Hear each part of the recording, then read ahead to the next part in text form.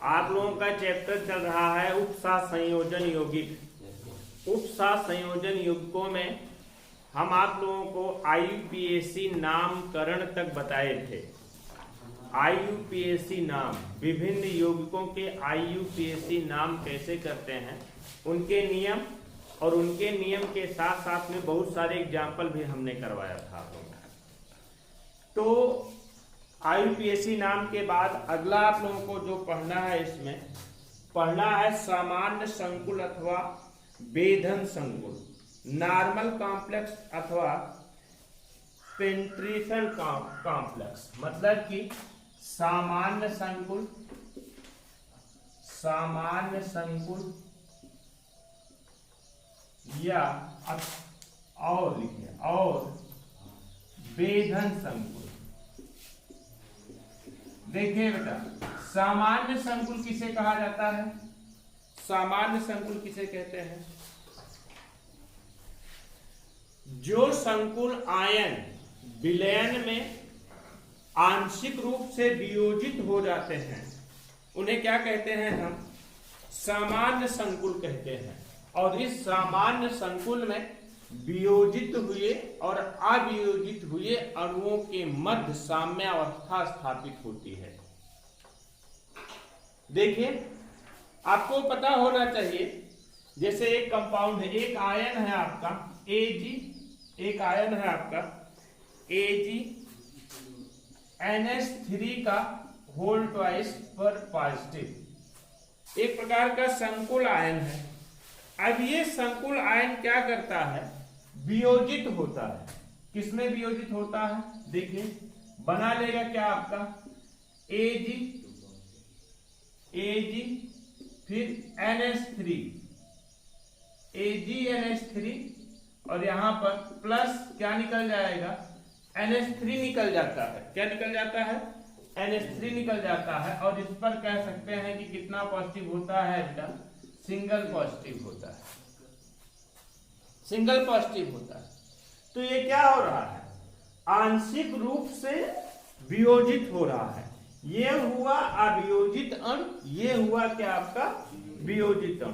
और इनके मध्य क्या रहती है? साम्यावस्था रहती है। साम्यावस्था का मतलब क्या हुआ कि जितनी तेजी से ये वियोजित होगा उतनी तेजी से ये जुड़ करके अवियोजित अणुओं में जुड़ जाएगा।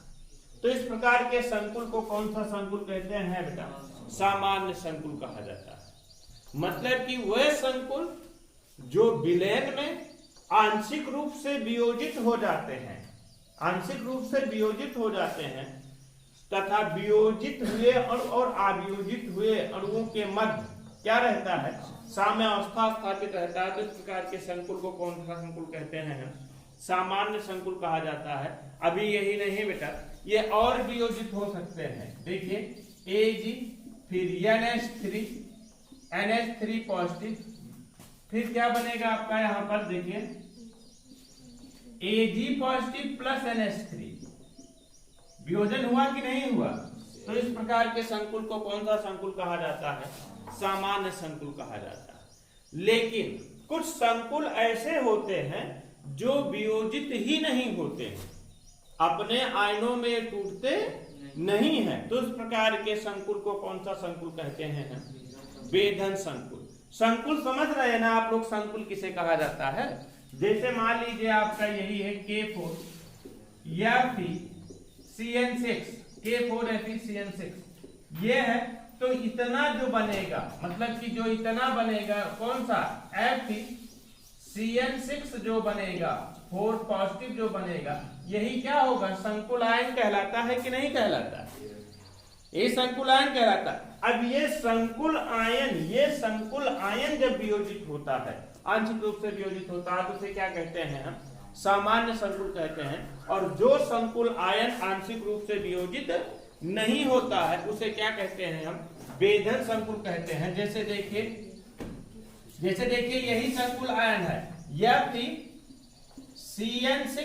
CN6 whole 4 positive, sorry negative, गलती हो गई थी, यहां पर क्या रहेगा?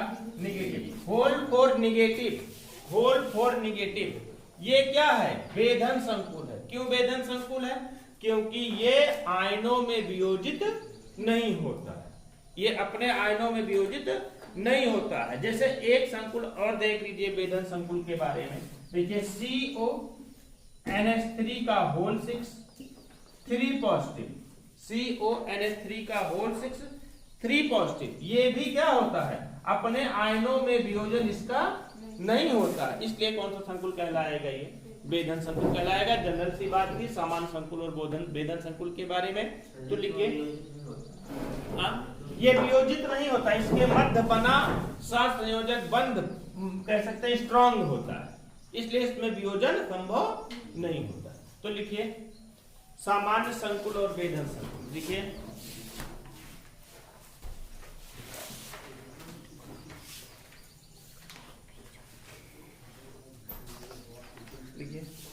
जो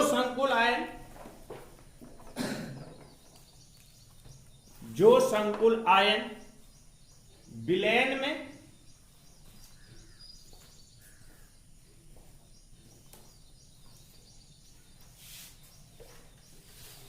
अपने आयनों में विलयन में अपने आयनों में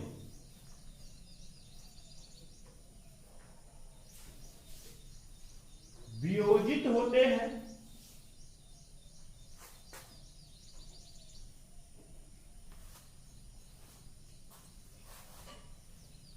तथा वियोजित और अवियोजित अणुओं के मध्य, वियोजित और अवियोजित आयनों के मध्य लिख सकते हैं, वियोजित और अवियोजित आयनों के मध्य क्या रहती है, साम्यावस्था रहती है।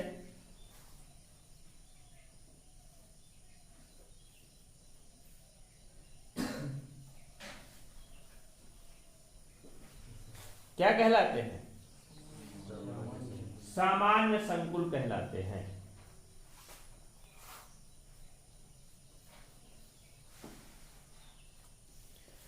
सामान्य संकुल कहलाते हैं। जैसे इसको लिख लीजिए, दोनों रिएक्शन। अगला पढ़ना आपको बेधन संकुल, लिखिए जो संकुल आयन विलयन में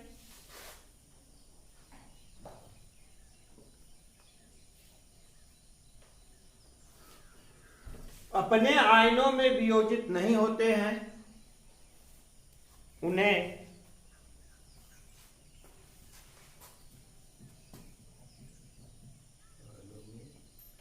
वियोजित नहीं होते हैं, उन्हें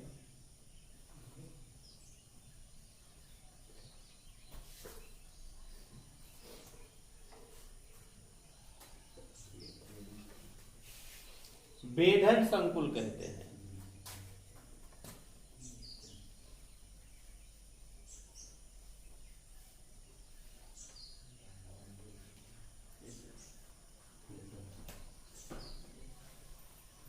उन्हें बेधन संकुल कहते हैं। लिखे जैसे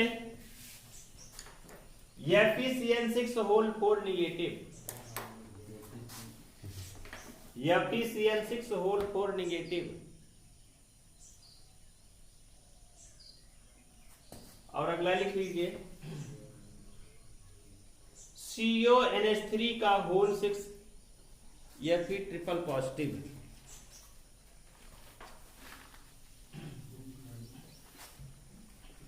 CONH3 का whole 6 Fe triple positive,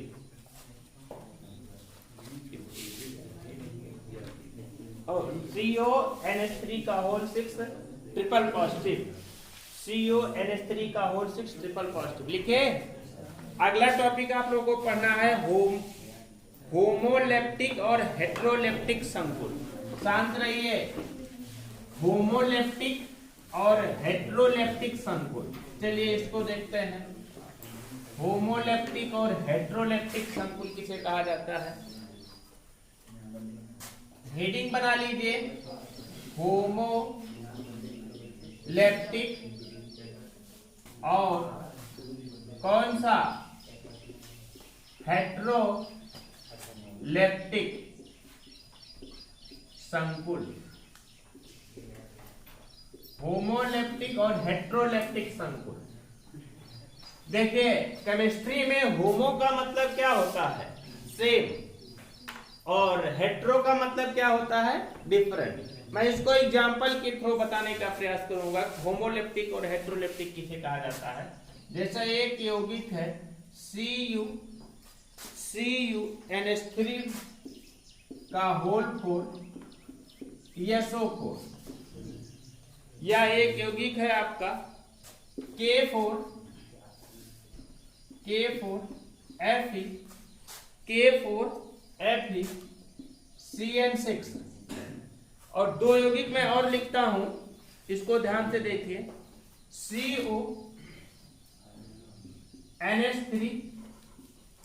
CONH3 का होल 4 Cl2Cl, और एक कंपाउंड और मैं लिखता हूं Cr, क्रोमियम है, CrCl2 H2O का होल 4 Cl। इसको देखिए, इन दोनों में और इन दोनों में अंतर बताइए क्या है, इनमें और इनमें क्या अंतर है बताइए, बोलो।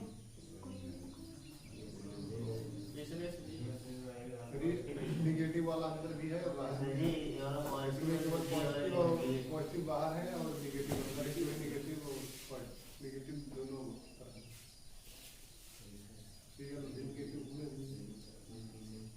और अंतर कोई, मंडल के अंदर जो है वो निगेटिव वाला पार्ट है तले में, उसके बाद जो है पॉजिटिव पार्ट है।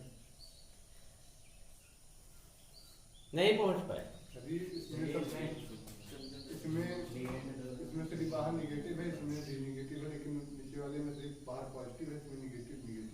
जी कंपाउंड देखिए Cl2 इसमें भी और बाहर दोनों में, लेकिन इसमें वही सेम चीजें।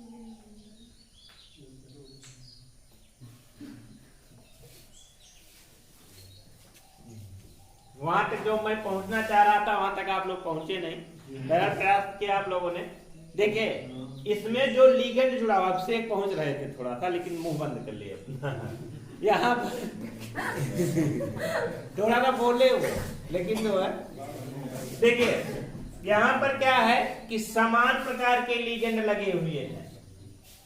सभी लीगेंड केंद्रीय धातु प्रमाण से जो सभी लीगेंड लगे हुए हैं समान प्रकार के लगे हुए हैं, और यहाँ पर क्या है, जो लीगेंड लगे हुए हैं भिन्न प्रकार के लीगेंड लगे हुए हैं केंद्रीय धातु प्रमाण से, है कि नहीं। यहाँ पर देखिए एमीन और क्लोरो, यहाँ पर देखिए क्लोरो और एक्वा मतलब H2O, दो प्रकार के अलग अलग लिगेंड लगे हुए हैं, लेकिन यहाँ पर सभी लिगेंड क्या है, समान प्रकार के, या कह सकते हैं एक ही प्रकार के लिगेंड लगे हुए हैं। इस चीज को क्या बोला जाएगा आपको, होमोलैप्टिक संकुल, और इसे क्या बोला जाएगा आपको, हेट्रोलैप्टिक संकुल। मतलब कह सकते हैं कि जिस संकुल में लीगेंड, सभी लीगेंड क्या होते हैं, समान प्रकार के होते हैं। 4 लीगेंड है, चारों समान प्रकार के, 6 लीगेंड है, 6 समान प्रकार के हैं। इसमें कितने लीगेंड है, 4 2 6 लीगेंड है, जिनमें से 2 लीगेंड क्या है, एमीन है, और 4 लीगेंड क्या है, अमीन मतलब अमोनिया है, और 2 लीगेंड क्या है आपका, क्लोरो है। और इसमें देखिए 2 लीगेंड क्लोरो है और 4 लीगेंड क्या है आपका, क्या है, एक्वा है। तो अलग अलग प्रकार के, इसलिए उसको बोला जाएगा हेट्रोलिप्टिक, इसे क्या बोला जाएगा आपको, होमोलैप्टिक। समझ गए कि नहीं। तो लिखिए वह संकुल यौगिक,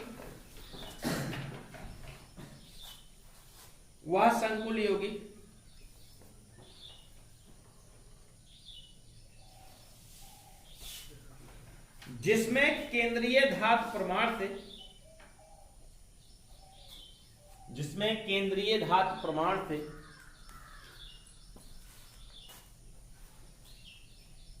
जुड़े हुए सभी लिगेंड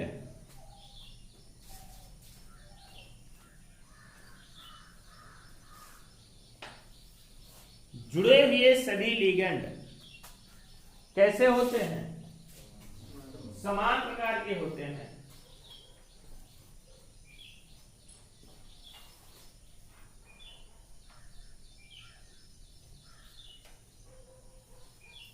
उन्हें क्या कहा जाता है? होमोलेप्टिक संकुल कहते हैं।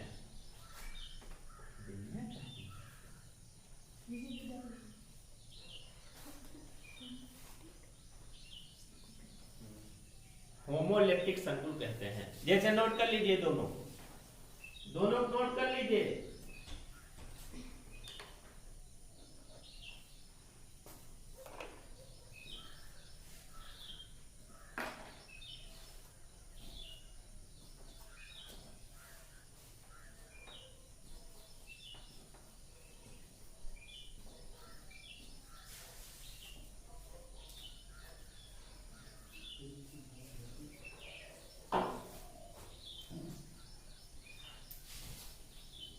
लिखे? लिखिए। उन दोनों को नोट करने के लिए कहा है हमने। हाँ, चारों नोट करो। लिखिए, वह संकुल यौगिक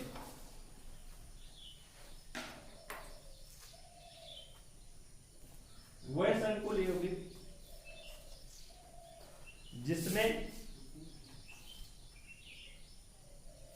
जुड़े हुए सभी लिगेंड कैसे होते हैं? जुड़े हुए लिगेंड भिन्न प्रकार के होते हैं।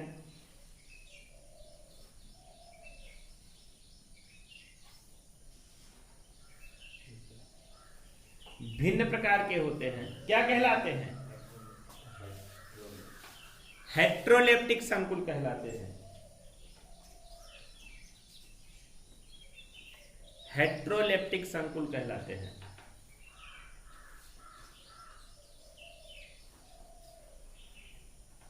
जैसे नोट कर लीजिए,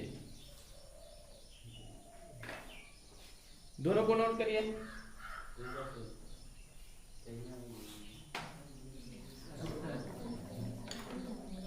हेट्रोलेप्टिक संकुल कहलाते हैं। जैसे नोट कर लीजिए दोनों।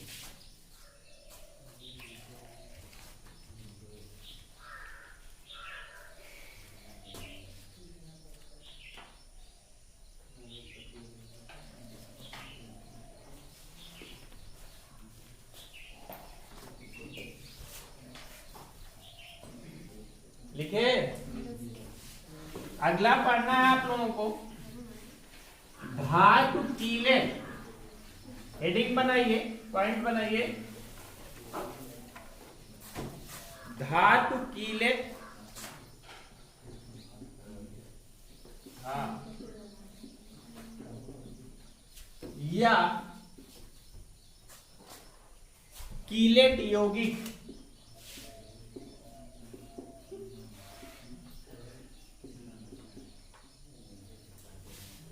कीलेट यौगिक, या इसी को लिख लीजिए ब्रैकेट में कीलेट संकुल। कीलेट संकुल इसे कल पढ़ाया जाएगा भैया। हाँ, कल पढ़ाएंगे इसे, आज नहीं पढ़ाएंगे।